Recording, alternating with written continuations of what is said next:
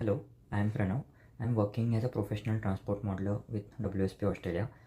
I have moved to Brisbane recently through the visa TSS 482. It is an employer sponsored visa, and I wanted to make this video to share the process that I have gone through, the documents that were required, the timeframes for the process, which will help you to make sure you have everything arranged if you are going through the process as well. So to start with, let's discuss about the visa tenure. This visa could be from 2 years to 4 years depending on in which list your occupation lies in. If it lies in the medium and long term list, then you can stay up to 4 years and visit back to your country multiple times without any limitations there. Then we have the short term visa, which is of 2 years. It could also be extended down the line by another 2 years once, but in case if your employer agrees, it's always a good idea to go with the medium term visa in order to avoid the rework later. Then the visa charges, from our end we don't have to pay any visa charges. That's something which the employer will be paying on your behalf. And in case if someone asks you or claims that if you pay the sponsorship charges, they'll be giving you job or they'll be required to do that would be illegal. That's something that has to be paid by the employer and not by the employee. But just to have an idea about the charges, the medium term visa is for 3035 Australian dollars, which is approximately 1,65,000 rupees, and the short term is 1455 Australian dollars, which is around 79,000 rupees. But again, we don't have to pay this amount. The process to get this visa: before the actual process starts, there are few things which needs to be done by the employer, and even though these happen behind the scenes, it's important that we know all these things, which gives us the idea about the time frame and why sometimes the things take longer than they are supposed to. From the employer side, they need to make sure that there's a genuine requirement of the position that they are hiring for, and they also need to prove the same by showcasing their projects and the requirement on them. Then they have to undergo labor market testing. That's something which needs to be done on or done through multiple websites. So they have to publish the job opening on LinkedIn, Indeed, and at least more 2 or 3 platforms, and make sure that they consider all the potential candidates which are applying through those openings. And in case if they find a good candidate through this process, they can't proceed with hiring overseas employees. But in case if they don't find any candidate who has the relevant skills and work experience required for the position, then they can proceed with hiring an overseas employee. Apart from that, they also need to make sure they're offering the minimum market salary, so it's equivalent to what they'll be offering an employee who is a citizen or a resident of Australia. So that needs to be matched. From our side or from the employee side, we need to, the first step would be cracking the job interview and getting an offer letter. Then we should have a minimum of 2 years of experience. We should have the required skills, education and qualifications. Regarding all the documents required for this, we'll discuss later in this video. And then also meet English and health requirements. There are many exemptions for the English requirement as well, which we'll be discussing later. Once these things are checked from employer side and employee side, the actual process would be employer nominates us, then we apply, and then there's the visa outcome. In visa outcome, there could be some instances where the visa case officer might ask us additional documents which will be supplying, and then there will be visa grant if everything else checks out. Next thing is documents required. The documents required are offer letter that we'll be getting after cracking the job interview, then skills assessment if applicable. Then we need up-to-date CV consisting of all the projects that we have worked on, all our previous companies in which we have worked in. Then we need all the educational qualifications. This consists of degrees, the transcripts. Transcripts are the mark sheets that we get from our school, colleges and universities.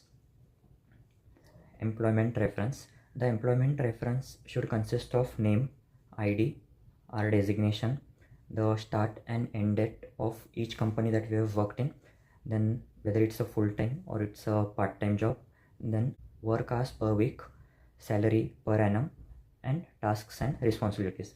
The tasks and responsibilities should be well defined so that they are in line with what the job requirement in Australia. PCC, which is police clearance certificate. This is something which might take time in some cases depending on where we are living, what all address proof we have, then whether it's a temporary accommodation or whether we are living at home, in which passport office we are applying in. It needs to be done, or we need to get it from every country where we stayed for more than a year, and that needs to be done for previous 10 years. Then we need to register on Passport Seva online portal and apply for PCC there, pay and schedule an appointment. Then we need to visit the passport office.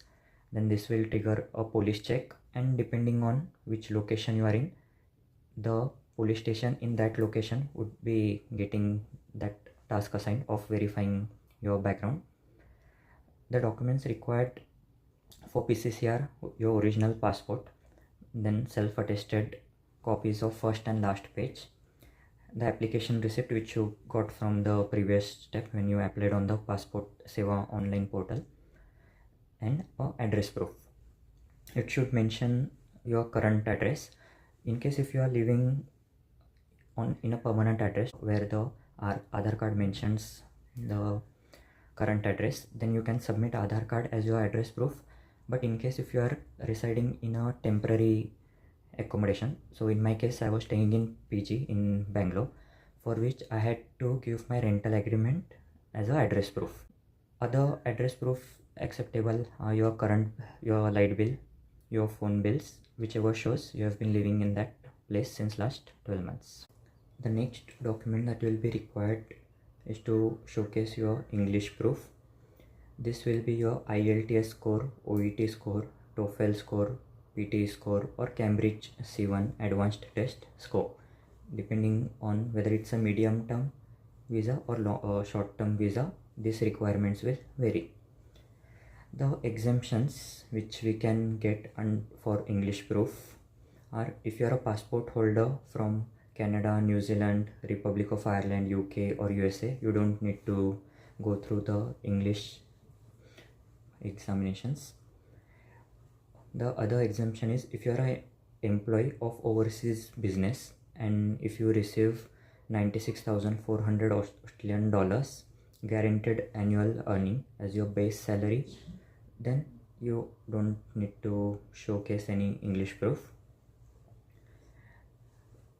When they say overseas business, that means, let's say in my case, if WSP was having an opening here in Australia, and if I'm applying from India whereas I'm working in WSP India, so in that case this particular exemption is applicable.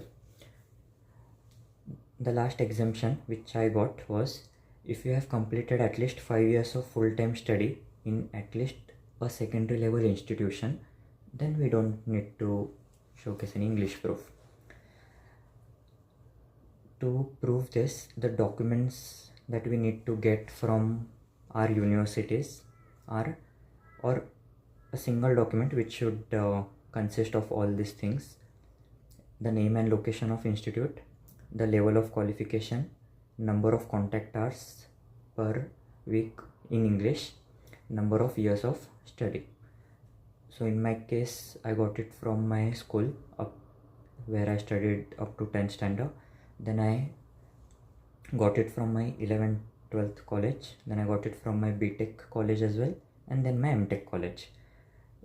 Total it should add up more than 5 years. So even if let's say your BTech is for 4 years and your masters is for 2 years, those 6 years should be sufficient. But in case if you are able to get it easily, it's always a good idea to have more than the requirement, which was what I did. I got it for 10 years or so. Then you need another document is form 1221. This is the additional personal particulars information.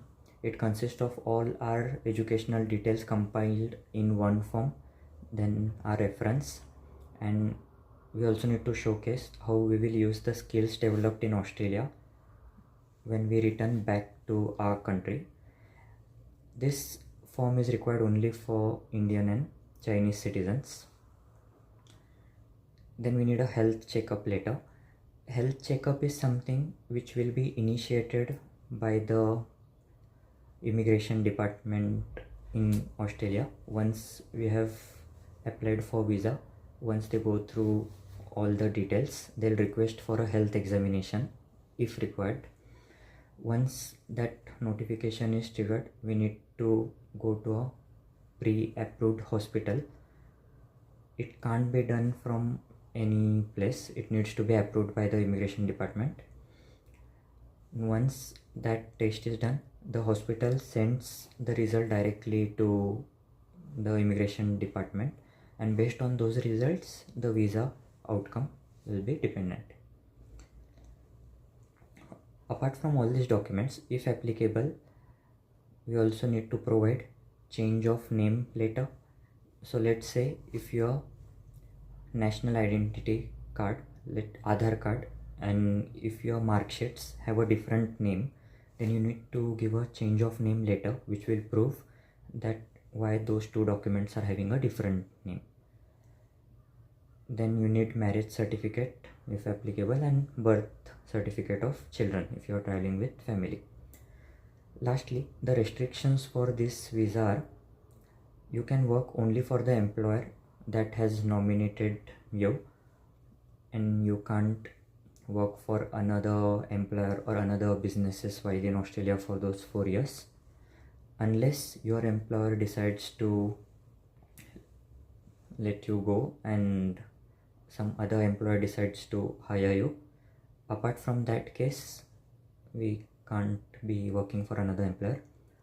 And then work only in the nominated field. So let's say I have been nominated in transport engineer as a transport engineer and in transport planning field, so I can't work in any other field than this one. The reason we should be following these restrictions is there are penalties involved, and also your visa could get cancelled if these restrictions are not followed. I think I've covered most of it, and I'm pretty sure, considering that it's a long process, you might be having a lot of doubts. In that case, just drop them down in the comments. I'll be more than happy to guide you in the comments and share any detail required, whether it be the PCC or English proof requirement or all the things that we've discussed in this video.